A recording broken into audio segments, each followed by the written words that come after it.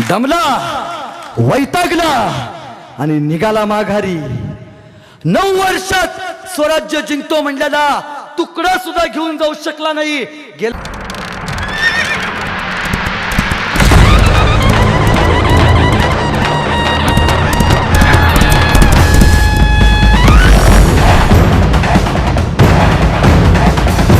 विचारला औरंगजेबानं, कितने दिनों में लोगे केला? हुजूर, संध्याकाळचा नाश्ता करून जातो, सकाळचा नाश्ता करून जातो, संध्याकाळचा जेवणाला येताना किल्ला घेऊनच माघारी येतो, एवढा कॉन्फिडन्स। जाओ म्हणला, आला 10,000ची फौज घेऊन आला आणि ह्यानं रामशेजला वेढा टाकला। वरती 700 मराठे फक्त। निघाला, चलो आगे चलो आगे चलो आगे। किल्ल्याच्या निम्म्याच्या सैनिक वरती आलं, मराठे शांत।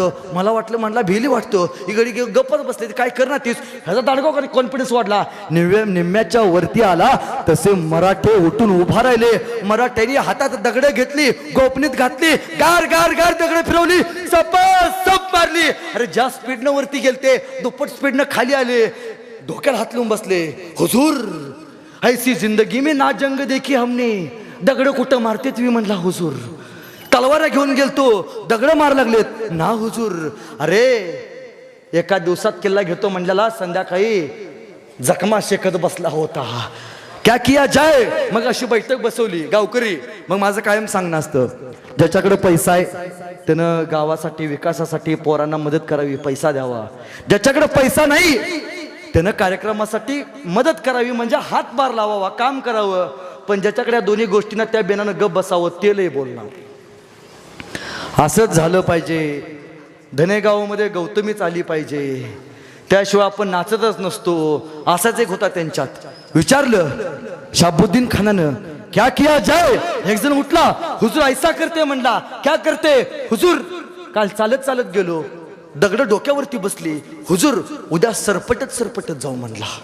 दगड मारली, वरनं जातील, डोक्याला ताप नको। ह्या बेण्याला ते कल्पना पटली, सरपटत तर सरपटत। दुसऱ्या दिवशी सैनिक निघालं, बघ खाली चल पुढं, बघ खाली चल पुढं। दगड लागायचा, डोक्याला ताप नको। निम्म्याच्या वरती आला, मराठे शांत। मला वाटलं भेली म्हटला, आता काय दगड मारणार, ती रात्रभर दमला असतील दगड मारून मारून।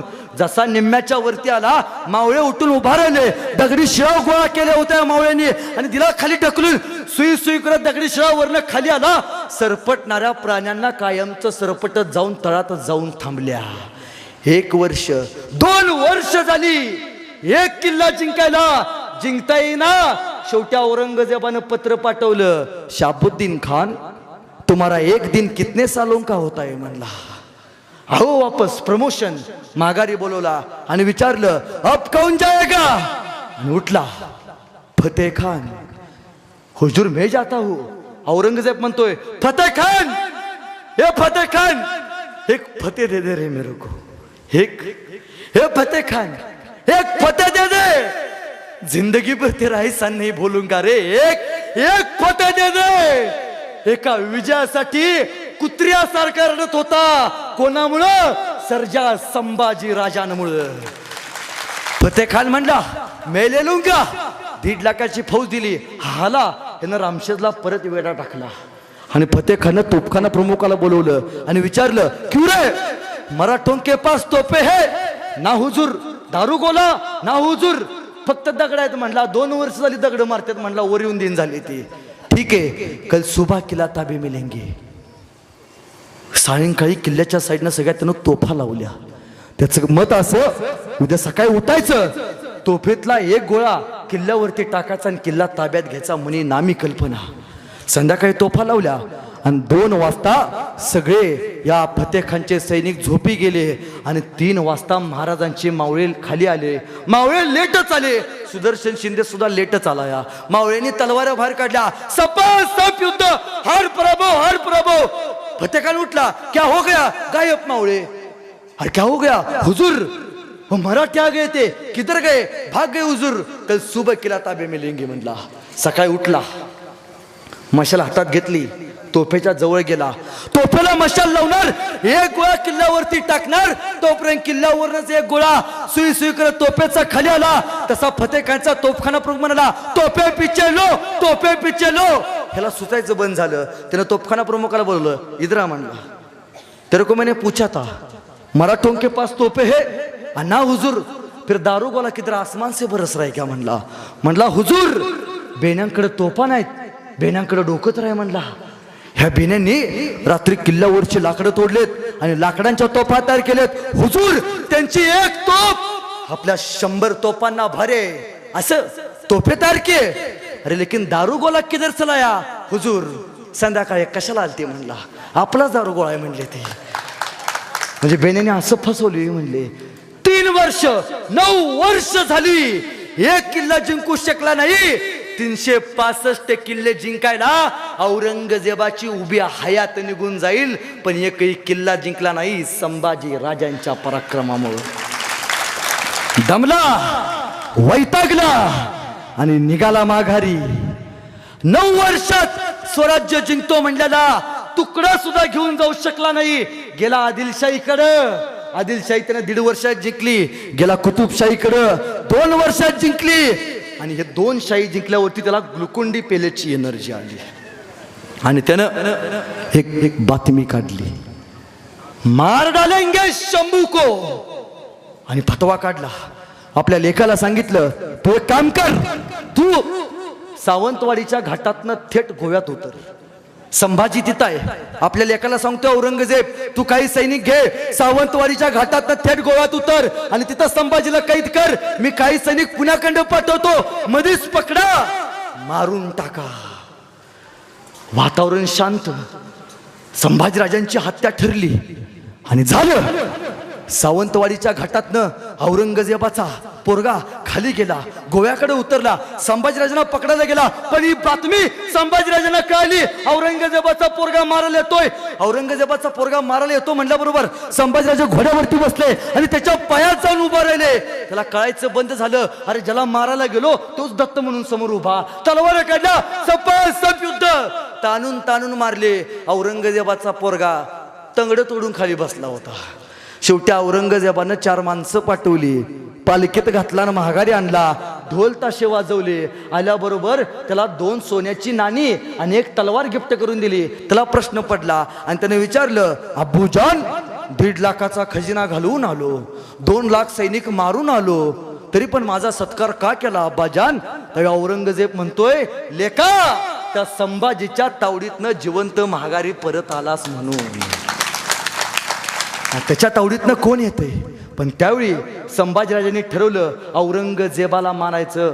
कान देऊन ऐका शेवटची काही मिनिटं फार महत्वाचे आहेत. औरंगजेबानं संभाजीराजांना मारायचं ठरवलं आणि संभाजीराजांनीच औरंगजेबाला मारायचं ठरवलं. औरंगजेबाचा मुलगा अकबर ह्याला महाराजांनी जहाजात बसवलं आणि त्याला सांगितलं तू एक काम कर तू इराणला जा काही सैनिक घे आणि तू दिल्लीवरती आक्रमण कर. तू जसा दिल्लीवरती आक्रमण करशील औरंगजेब तिखंड स्वराज्यात न येता आदिलशाही मार्गे तो थेट दिल्ली वाचवायला दिल्लीकडे जाईल. स्वराज्य सुरक्षित राहील. वाटेत मी आणि मालोजी औरंगजेबाची कबर खोदतो. औरंगजेबाच्या पोराला अकबराला संभाजीराजांनी जहाजात बसवले सुद्धा पण मध्येच अकबराचं जहाज फिरलं आणि ते चुकून मस्कतला गेलं. मस्कतवरनं इराणला जायला त्याला 2 वर्ष लागली आणि इराणवरनं दिल्लीवर यायला त्याला 1 वर्ष लागली. आणि वाटेत बातमी कळाली संभाजी राजांना संगमेश्वरकडे पकडण्यासाठी सैन्य निघाले. इतिहासात जर तरला उत्तर नसतं. जर जहाज इराणला गेलं असतं आणि दिल्लीवरती आक्रमण केलं असतं संभाजी राजा आज छत्रपती म्हणून मिरवला असता. 50 ते नव्हे 100 वर्षाचं आयुष्य माझ्या राजाला लाभलं असतं.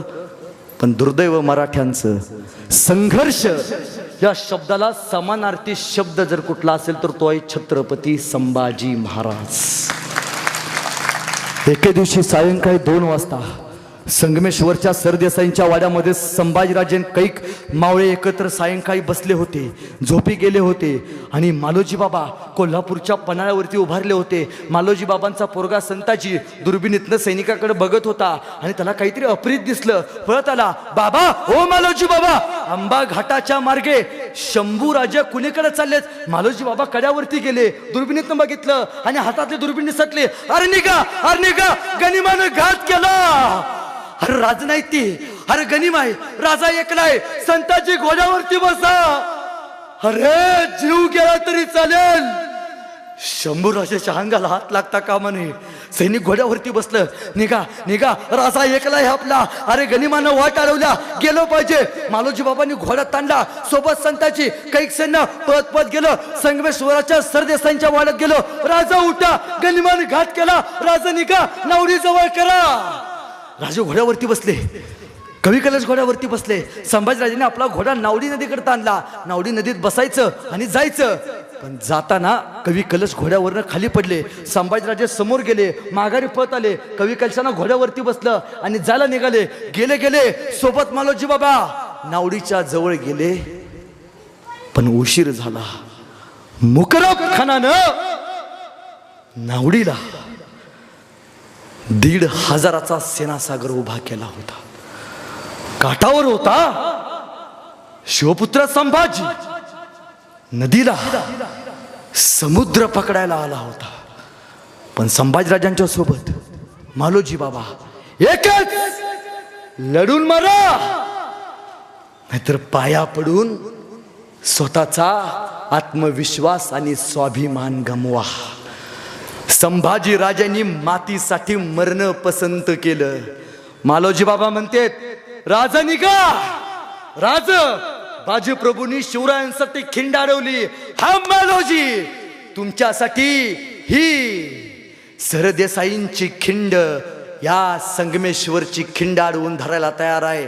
राजा निघा. शंभूराजे म्हणाले, मालोजी बाबा तुमच्या थकल्या खांद्यावरती स्वराज्य सोपवून जायला राजे नाही झालो आम्ही. लढू इथंच, रक्ताची खेळी होळी इथंच. तलवाऱ्या काढल्या, सपासप युद्ध नावडीवरती चालू झालं. अरे एक संभाजी राजा कोणाला ऐकना, पण मालोजी बाबा 60 वर्षाचा संभाजी राजांसाठी जीवाची रान करून तम समशेर फिरवू लागला. पण बळ तोकडं पडलं, मालोजी राजांची गर्दन खाली पडली. मालोजी राजांनी जाताना शेवटचं वाक्य सांगितलं, संताजी पोरांनो काही करा, राजाला सुपरूत सोडवा. राजा ऐकलाय. अरे शिवाजी राजाचा लोक आहे, आपला जीव गेला तरी चालेल, लाख मेले तरी चालतील, संभाजी राजा जगला पाहिजे. मावळ्यांनी शर्त केली, तलवार काढला. अरे जिगर होत नव्हती, पण बळ तोकडं पडलं आणि फितुरीनं दोर आणले, साखळ दंड आणले. संभाजी राजा गिरफ्तार झाला.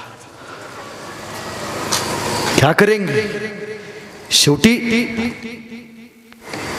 संभाजीराजे संताजीला म्हणतात, संताजी निघ, माझा घोडा पाखऱ्या घोडा जवळ घे, घोड्यावरती बस आणि निघ. लवकरात लवकर रायगड जवळ कर आणि जाऊन सांग संभाजी राजाला गिरफ्तार करण्यात येत आहे. संताजी म्हणाले, नाही राज, तुम्हाला एकटं सोडून नाही जाणार, छत्रपती आदेश टिकतेत, निघ. संताजी घोड्यावरती बसले. संभाजी राजांचा घोडा अरे पाय काढायला तयार नव्हता. अरे कसं जाऊ सोडून राजाला एकटा, पण नाही, राजासाठी वाऱ्यासारखा पळत गेला. डोळ्यात पाणी. राजा ऐकलाय माझा. जाताना वेगानं पळत होता, पण पाठीमागं अडवलेला संभाजी राजा बघत होता. वाऱ्याच्या दिशेनं पळत पळत रायगडावरती गेला आणि इकडं दोर आणून संभाजी राजांना गिरफ्तार करायचा प्रयत्न केला. पण जिगर होय ना, एखादा समोर जायचा, राजा फक्त वर बघायचा, 4 पावलं मागं सरायचा. त्यावेळी त्याला कळालं, जगात सगळ्यांचा नाद करा, पण संभाजी राजा नावाच्या छाव्याचा आयुष्यात नाद करायचा. पण फितुरीनं संभाजीराजे गिरफ्तार झाले आणि औरंगजेबाला बातमी कळाली, हुजूर खापर संभाळ गया. आणि औरंगजेब हसत म्हणतोय, वाह, सपना साकार हो गया, अब दिखाएंगे उसे, लाया जाए उसको शानो शौकत से, पहना जाए तख्ता कुला. अरे आतापर्यंत डोक्यावरती राजाची टोपी घालून फिरला असेल, विदूषकी टोपी घाला. आतापर्यंत अंगात राजाची कपडे घालून फिरला असेल, जनावराची कातडी बांधा. आतापर्यंत अंगात सोन्याच्या मोत्यांच्या माळा घालून फिरला असेल, साखळ दंड बांधा, कळू द्या जगाला आलमगीर औरंगजेब ह्यानं संभाजी राजा कैद केलाय. आतापर्यंत हत्तीवरती बसून आला असेल, उंटाला उलट बांधा. आणि निघाली धिंड वाजत गाजत, कोण कुणाच्या घरावर, कोण कुणाच्या भिंतीवर. मुकरब खानाने एक केलं, संभाजी राजांना मुघली रियासतीची कपडे घातली आणि लवकरात लवकर संभाजी राजांना पन्हाळ्यापासनं लवकरात लवकर संगमेश्वराच्या मार्गे अकलूजला न्यायचं ठरवलं. कारण का, अकलूजला औरंगजेबाचा सगळ्यात मोठा 40,000चा लष्करी ताफा उभा होता. घोड्यावरती संभाजी राजांना बांधलं. अरे किल्ल्याच्या तटावरनं संभाजी राजाला नेलं जात होतं, पण तटावरच्या धारकऱ्याला माहिती नव्हतं आपला राजा कैद झालाय. गावातल्या वेशीवरनं आपल्या राजाला नेलं जात होतं, पण गावातल्या वारकऱ्याला माहिती नव्हतं आपला राजा कैद झालाय. कळेपर्यंत राजाला मुकरब खानानं अकलूज मध्ये पोचवलं आणि मराठ्यांचा इतिहासाचा इथंच अंत झाला. कुत्र माग लागावं. खर तर संगमेश्वर ते अकलूज हे अंतर एसटीनं जायचं म्हटल्यावर 1.5 दिवस लागतो. कुत्र्यासारखा संभाजीराजांना घेऊन पळत होता. हे अंतर त्यानं अवघड चालत 2 दिवसात पूर्ण केले. लवकरात लवकर अकलूज पर्यंत गेला आणि 40,000च्या औरंगजेबाची फौज त्याला मिळाली. या मुकरबनं संभाजी राजांना घोड्यावरनं खाली उतरवलं. डोक्यावरती राजाचा छत्रपतीचा मुकुट काढला आणि डोक्यावरती विदूषकी टोपी घातली. अंगातलं कातडं काढलं आणि अंगामध्ये जनावरांची कातडी बांधली. उंटाला उलटा बांधला राजाला आणि निघाली राजाची धिंड वाजत गाजत. अरे कोणीतरी यायचं, संभाजीराजांच्या अंगावरती थुंकायचं. कोणीतरी यायचं, संभाजीराजांच्या अंगाला दगड मारायचं. असंख्य वेदना. कोणीतरी यायचं, उंटाची शेपटी पिरगाळायचं. उलट्या थया थया थया नाचायचा. अंगातले साखळदंड टोचायचे, बोचायचे, जागोजागी रक्त रक्त. असं शरीर ठेवलं नव्हतं जिथं रक्त येत नव्हतं. अरे हनुमानाला सेंदूर फासावा तसा रक्तानं माकला होता संभाजी राजा. पण ना राजा रडला, ना राजा औरंगजेबाच्या पाया पडला. राजा लढला स्वाभिमानानं, राजा उभा राहिला स्वाभिमानानं. का? फक्त इथं बसलेल्या तरुण पोरांच्या अंगातला स्वाभिमान जिवंत राहावा यासाठी. आणि शेवटी पळवत पळवत संभाजी राजांना बहादूर गडावरती आणलं. औरंगजेबाच्या समोरानं उभा केलं आणि औरंगजेब संभाजीराजांना बघतोय, म्हणतोय आ गयाज. औरंगजेब तख्तावरनं खाली आला. संभाजीराजांना साखळ दंडात बांधले आणि समोर जाऊन म्हणतोय, गुडघ्यावरती खाली बसला आणि त्या खुदाचे आभार मानत म्हणतोय, हे अल्लाह रहम दल्ली, जिसको देखने को सपना था कदमों में लाके खडा किया है. 9 वर्ष या सह्याद्रीचा सूर्य सुद्धा ज्यानं मला बघून दिला नाही, तो आता इथं समोर येऊन उभारलाय. तो खाली बसलेला बघून कवी कलशांना संभाजीराजे म्हणतात, कवी कलश हे वर्ण खाली येऊन माझ्या समोर गुडघे टेकून बसलाय. ह्या प्रसंगावरती तुला सुचते का एखादी कविता?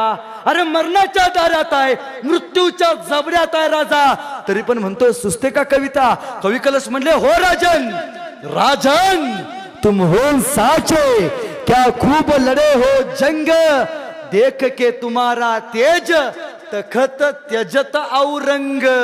और राजे तुम्ही काय लढलात जंग, तुमचं ते शौर्य बघून औरंगजेब स्वतःचं सिंहासन सोडून तुमच्या समोर येऊन गुडघे टेकून बसलाय. चुप, आलमगीर के सामने बोलने का नहीं, चुप. वरती जाऊन बसला आणि म्हणतोय, 9 साल का था हे संभा, 9 साल का था तब मुझे मिला था आगरा में, तब मैंने इसको पूछा था क्यों रे संभा तुम्हें हमारा डर नहीं लगता? तब 9 साल के संबा ने मेरे को जवाब दिया था, अरे औरंगजेब, हमें किसी का डर नहीं लगता, लेकिन औरंगजेब, हमारी वजह से सबको डर लगता है. सच कहा था. उभ्या आयुष्यात 2 चुका केल्या. पहिली चूक, शहाजी राजाला जिवंत सोडलं. शहाजी राजा मारला असता शिवाजी तयारच झाला नसता. दुसरी चूक, आग्र्यातनं शिवाजीला आणि संभाजीला जिवंत सोडलं. शिवाजीच मारला असता संभाजी तयारच झाला नसता. तिसरी चूक नाही करणार. आणि पहिला प्रश्न विचारलाय, बता संभा, मन कौन कौन से सरदार मेरे तुझको शामिल थे? आणि कडाडला राजा, अरे औरंगजेब, ही सगळी माणसं आमचेत. तू घेतलास फितुरीनं, पण घेऊ एक दिवस स्वतःच्या हिमतीवरती. चोप. दुसरा प्रश्न विचारतोय औरंगजेब, बता शंभू, मन स्वराज्य का खजिना किधर रखा है? आणि कडाडला छावा, हा सह्याद्री, हा आमचा खजिना. तू घेतलास, पण आम्ही घेत नाही असं. अरे तलवारीच्या पात्यावरती भाकऱ्या भाजणारी जात आहे आमची. तुला फाडायला वेगळं नाही लागणार. चोप. ले जाया जाए इसको. आणि मौलवींना विचारलं क्या किया जाए? आणि मौलवींनी सांगितलं, हुजूर, तुकडे करून मारायचा, माशासारखा तडपडला पाहिजे. आणि मौलवींनी सांगितलं, एक काम करा, संभाजीला कुठली शिक्षा द्यायच्या अगोदर त्याचा मित्र कवी कलशाला पहिल्यांदा शिक्षा द्यायची. मित्राला तडपडताना बघू द्या. आणि एके दिवशी सायंकाळी संभाजीराजांना बांधलं होतं. साईटला कवी कलश आणि मुकरब आला, सोबत औरंगजेब. आणि मुकरब कवी कलशांना म्हणतोय, हे कवी, हा मेरे पास जिंदा छोड़ देंगे, एक बात बता दे, स्वराज्य का खजिना किधर रखा है? जिंदा छोड़ देंगे. आणि कवी कलश संभाजीराजांकडे बघून म्हणतात, शंभू राजे, सुना आपने क्या कहता है मुकरब? और उसका वो औरंगजेब कहता है, आ मेरे पास जिंदा छोड़ देंगे. आणि कवी कलश औरंगजेबाकडे बघत म्हणतोय, हे औरंगजेब, नमक है रे हम शंभू राजे के, जिएंगे शंभू राजे के साथ, मरेंगे भी शंभू राजे के साथ. अरे औरंगजेब, हाथी घोड़े तोफ तलवारे, हाथी घोड़े तोफ तलवारे, फौज तो तेरी सारी है, लेकिन जंजीर में पकड़ा राजा मेरा अभी सब पे भारी है, अभी सब पे भारी है. चोप. आला आणि पहिला फतवा काढला. उसके आके बहुत सतत ये निकाल दो. आणि तप्त सळ्या संभाजीराजांच्या जवळ आले. जवळ आल्या गरम सळ्या, धुरांच्या रेषा हवेत सोडणाऱ्या. संभाजीराजांच्या डोळ्यांकडे बघितलं, सळ्या हातात घेतल्या, कुपसतात, आत गेला, भोबळ्या घेऊन उभा राहिला. डोळे उरले नव्हते, उरल्या होत्या कबीनं खोपण्या, उग्र उग्र उग्र उग्र, डोळ्यातनं रक्त बाहेर पडणाऱ्या. अरे ज्या डोळ्यांनी सह्याद्रीचं सौंदर्य बघितलं, ज्या डोळ्यांनी हा मराठवाडा अख्खा फिरून बघितला, डोळे उरले नव्हते. दुसरी शिक्षा सुनावली, कान काढ दोस की. अरे ज्या कानानं जगदंब जगदंबचं संगीत ऐकलं, ते कान जाणार होते. हापशी जवळ आले, संभाजीराजांच्या जवळ आले, तलवार बाहेर काढली, सब पकडना तलवार चालवली. संभाजीराजांचे कान कलम केले, ना डोळे उरले ना कान उरले. रक्त रक्त आल्यावरती विचारलं, कुछ बताया? गिरगिरे हो ना हुजूर, कुछ नहीं बघता, खाना खाना छोड़ दे है हुजूर उसने, गाली दे रहा है हुजूर. कोणीतरी यायचं, संभाजीराजांची डोक्याची केस धरायचं, उपडायचं, असंख्य वेदना व्हायच्या. कोणीतरी यायचं, तलवार घ्यायचं, आपल्या राजाच्या अंगावरती तलवार फिरवायचं. कोणीतरी यायचं, हात घ्यायचा हातात संभाजीराजांचा, पक्कड घ्यायचं, पकडीनं हाताचे नख उपसायचं, कोणीतरी यायचं तलवार घ्यायचं, गुडघ्याच्या वाट्या काढायचं, कुत्र्या गेदडांना खायला घालायचं, कोणीतरी यायचं संभाजीराजांच्या पायाची बोट कापायचं, हाताची बोट कापायचं. अरे कोणी बघितलं असता वाटला नसता मराठ्यांचा छत्रपती आहे. भूतासारखी अवस्था करून ठेवली होती, भूतासारखी. अरे बोकडू सोलावं तसं कातड सोडलं होतं. एक जण आला, त्यानं संभाजीराजांना बघितलं, हातात मीठ घेतलं, संभाजीराजांच्या अंगाला चोळलं. अरे मासा तडपडावा तसा राजा तडपडला. अरे विचारणारी आई नव्हती संभाजी तुला त्रास होतोय का म्हणून, ना विचारणारा बाप होता लेका त्रास होतोय का म्हणून. राजा एकला पडला.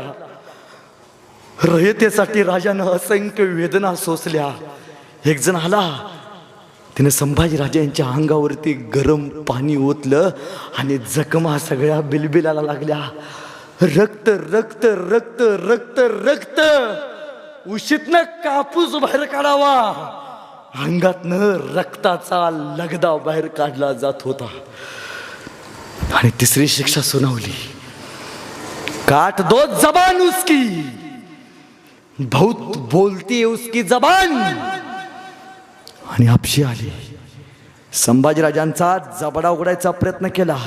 शंभूराजाचा जबडा उघडेना, दाबून धरला, उघडेना. अरे कसा उघडेल? वाघाच्या जबड्यात घालून हात मोजती दात, ही आमची अवकात सांगणारा संभाजी राजा येतो.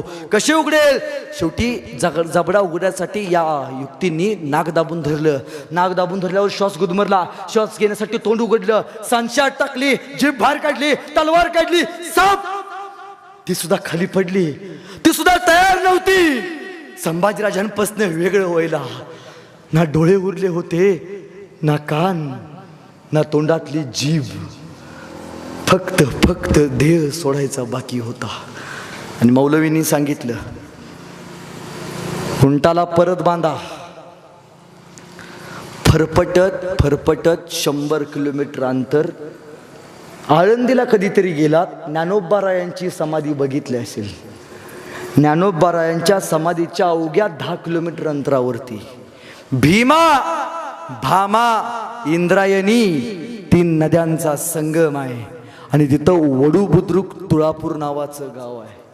तुळापूर खरं तर तुळजापूर आणि तुळापूर यातला फरक आम्हाला समजत नाही. तिथं संभाजीराजांना आणलं, वधस्तंभाला बांधलं आणि शेवटची शिक्षा सुनावली. फाल्गुन मध्य अमावस्या, काट दो गर्दन उसकी.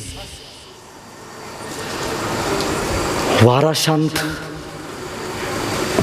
राजानं एकदा आबासाहेबांना आठवलं, आबासाहेब तुमच्या शंभूचे डोळे काढले बरं का आबासाहेब, पण हे सह्याद्री बघायला डोळे नाही बुरले आबासाहेब. आबासाहेब हर हर महादेवाची गर्जना ऐकायला तुमच्या शंभूचे कान नाही उरले आबासाहेब. आबासाहेब जीभ काढली बरं का आबासाहेब माझी, येतोय तुमच्या भेटीला आबासाहेब. हापशी आले. संभाजीराजांना बघितलं, तलवार बाहेर काढली, साप पकडण्यात तलवार चालवली. संभाजीराजांची गर्दन मातीमध्ये खाली पडली. आपल्या राजाच्या तोंडून एक वाफ निघाली. वाफेबरोबर माती आकाशात उंच उडाली आणि उडणाऱ्या मातीला माझा राजा सांगत गेला, सांगा शिवरायांना तुमचा छावा संभाजी राजा मातीत नाही मेला, संभाजी राजा मातीसाठी मेला. अरे मातीत मरणारे कैक असतात, मातीसाठी मरणारे संभाजी राजे असतात, हे सांगत गेला. इथंच नाही थांबला. या औरंगजेबानं संभाजीराजांची गर्दन हातात घेतली, भाला रवला आणि अख्ख्या गावात वाजवत नाचत धिंड काढली. अरे गर्दनीची धिंड. गावात एखादा चांगला माणूस मेला तरी त्याची चांगली धिंड काढली जाते. राजाला नाचवलं, नाचवलं, अख्ख्या गावात नाचवलं आणि महाराजांची गर्दन इंद्रायणीच्या तिरेला रवली. त्यातनं एक रक्ताचा थेंब इंद्रायणीत गेला. पोरांनो, आयुष्यात कधी मरू वाटलं, आयुष्यात कधी आत्महत्या करू वाटली, एकदा आयुष्यात संकट आलं, गाडी काढायची आणि तुळापूरला जायचं, संभाजीराजांच्या समाधीचं दर्शन घ्यायचं आणि इंद्रायणीकडे जायचं आणि इंद्रायणीला विचारायचं, सांग ना इंद्रायणी, संकट आल्यावरती संकटाशी कसा लढला माझा संभाजी राजा. आणि ती इंद्रायणी सुद्धा सांगेल, लेका ऐक, तुझा राजा जगला स्वाभिमानानं.